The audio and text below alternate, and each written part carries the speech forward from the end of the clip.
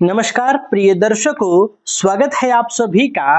एक दर्शक ने इस विषय के बारे में एक सवाल किया है और वह सवाल मुझे भी बहुत ही महत्वपूर्ण लगा, इसलिए आज उसी सवाल के ऊपर है।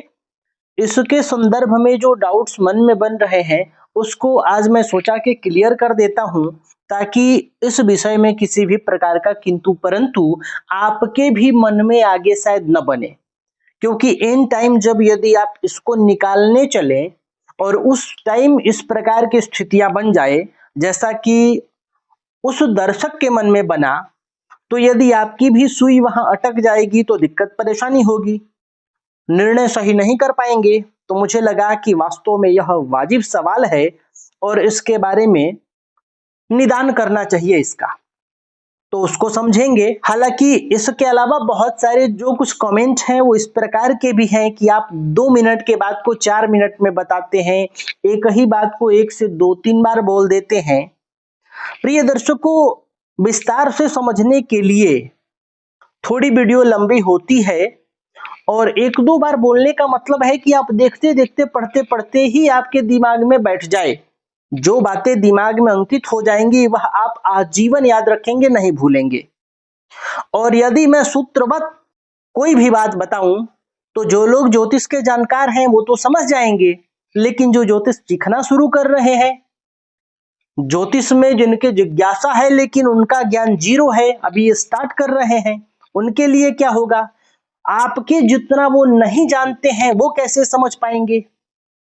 ये हर विषय में यही बात है कि सूक्ष्मता से और विस्तार से बताया जा सकता है, लेकिन विस्तार से बताने का लाभ ये होता है कि विद्वान से विद्वान जन भी समझ लेंगे और साधारण व्यक्ति भी समझ लेगा।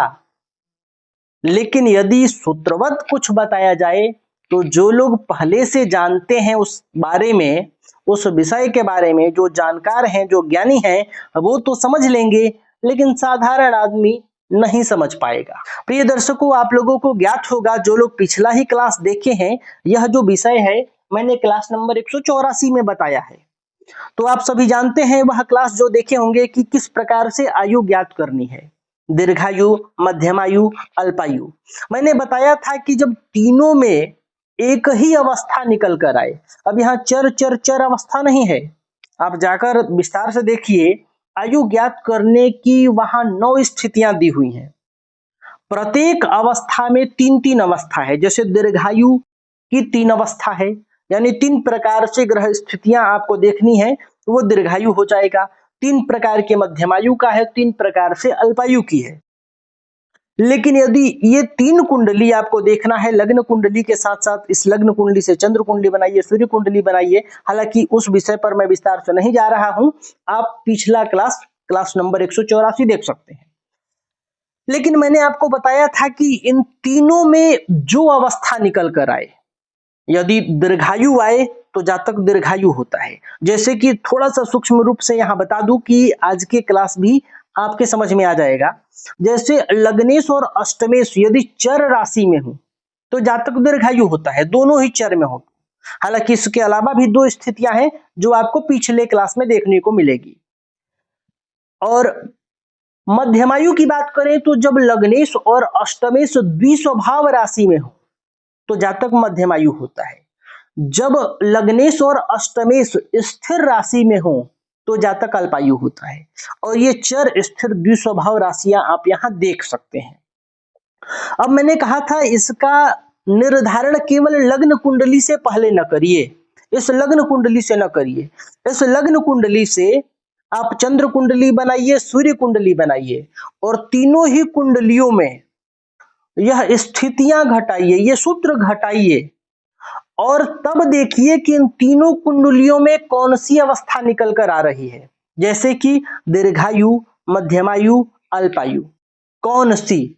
अब यहां चर आया था, यहां भी चर आया था, यहां भी चर आया था, तो तीनों में चर आ गया। यानी लग्नेश अष्टमेश चर राशि में है, यहां भी लग्नेश अष्टमेश चर राशि में थे, यहां भी लग्नेश और अष्टमेश चर राशि में है।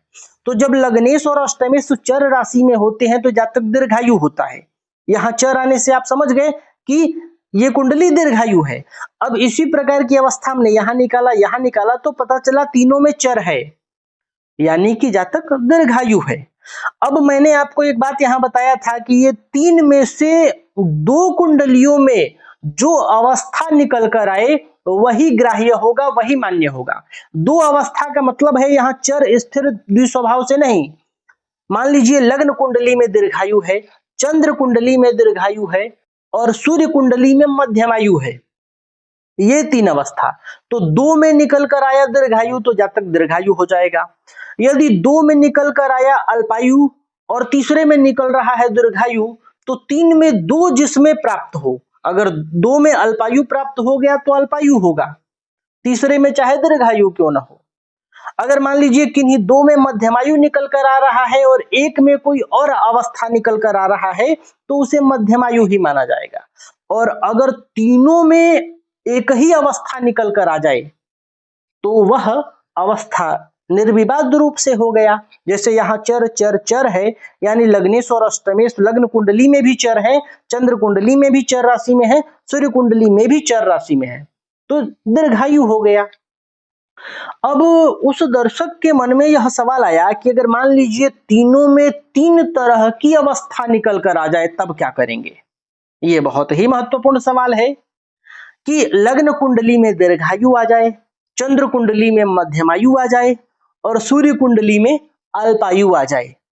यानी एक में तो दिख रहा है कि जातक दीर्घायु है, दूसरे में लग रहा है कि अल्पायु है, या तीसरे में लग रहा है मध्यमायु है, यानी तीनों में तीन प्रकार की अवस्थाएं आ जाए तब आप क्या करेंगे।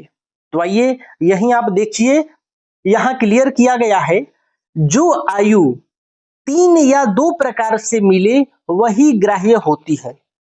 यानी आप इन तीनों कुंडलियों को देखिएगा, इन तीनों कुंडलियों में से दो कुंडलियों में जो अवस्था मिले। अब देखिए यहां लग्न का महत्व ज्यादा होता है, तो मैं आपको यहां बताऊं कि मान लीजिए लग्न में आ गया दीर्घायु और चंद्र और सूर्य में आया मध्यमायु, तो यहाँ दो कुंडली ये जो है चंद्र और सूर्य, इसमें मध्यमायु है, तो आप लग्न कुंडली के भी प्रभाव को छोड़िए, आप मध्यमायु कहेंगे। यही कहा कि यहाँ दो या तीन प्रकार से जो अवस्था मिलेगी वही ग्राह्य है। जो आयु आपको मिले, चाहे वह दीर्घायु हो, मध्यमायु हो या अल्पायु हो, जो भी अवस्था मिले, लेकिन तीनों प्रकार से अलग अलग आने पर जन्म व होरा लग्न से प्राप्त आयु मान्य है। यानी अगर आपने निकाला और तीनों में तीन तरह की अवस्था आ गई तो लग्न में, लग्न कुंडली में जो अवस्था निकल कर आएगी, जन्म व होरा लग्न में, यानी जन्म लग्न में, होरा लग्न में जो अवस्था निकल कर आएगी वही मान्य होगा। इस बात का भी आपको ध्यान रखना है। और ये अवस्था तब मान्य होगा जब आप चंद्र और सूर्य कुंडली निकाल लेंगे और इन दोनों में अलग अलग होगा तब। केवल लग्न कुंडली निकाल लिए और आप समझ गए कि इसी से बता देता हूं, तो कहीं ना कहीं ठीक नहीं है। क्योंकि मान लीजिए इससे आपने बता दिया और इन दोनों से मध्यमायु निकल कर आ रहा है तो आपका फलादेश गलत हो जाएगा। इससे आपने दीर्घायु बता दिया लेकिन इससे मध्यमायु हो, इससे अल्पायु हो, तो तीनों अलग होगा, तब आप यहां दीर्घायु कहेंगे। जैसे कि यहाँ चर है इसलिए दीर्घायु है, इसलिए मैं दीर्घायु कह रहा हूं, यहां भी दीर्घायु है, यहां भी दीर्घायु है, तो ये जो जन्म कुंडली है यह जातक दीर्घायु है। और इसके आयु के बारे में भी मैं आपको बता चुका हूं। कुछ दर्शकों का सवाल ऐसा भी होता है जो पूरी वीडियो नहीं देखते हैं, यहां देख लिए कि जी आचार्य जी ने तो दीर्घायु, मध्यमायु और अल्पायु बताया है, अब चलिए कमेंट कर देते हैं कि दीर्घायु कितने वर्ष का, मध्यमायु कितने वर्ष का, अल्पायु कितने वर्ष का। एक दर्शक का ऐसा भी सवाल था, मैंने कमेंट में लिखा कि महोदय आप पूरा वीडियो देखिए, इसका मतलब है आपने पूरा वीडियो नहीं देखा है, आपके सवाल का उत्तर इसी वीडियो में बता दिया गया है। तो आप जब पूरी वीडियो देखेंगे तब आपको समझ में आएगा। हो सकता है आप थोड़ा सा देख के कुछ ज्यादा ही समझ जाएं, आगे कुछ अन्य स्थितियां बताई गई हो। तो कहीं ना कहीं जन्म कुंडली का मामला है। कोई भी बात गंभीरता से विचार करना चाहिए, हर एक चीज का महत्व है।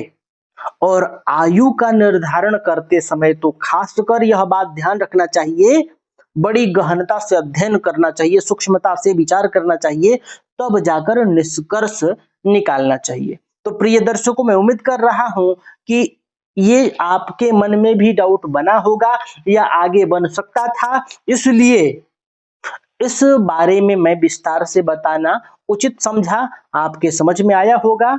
तो प्रिय दर्शकों, आज के लिए बस इतना ही। तब तक के लिए हमें अनुमति दीजिए। नमस्कार।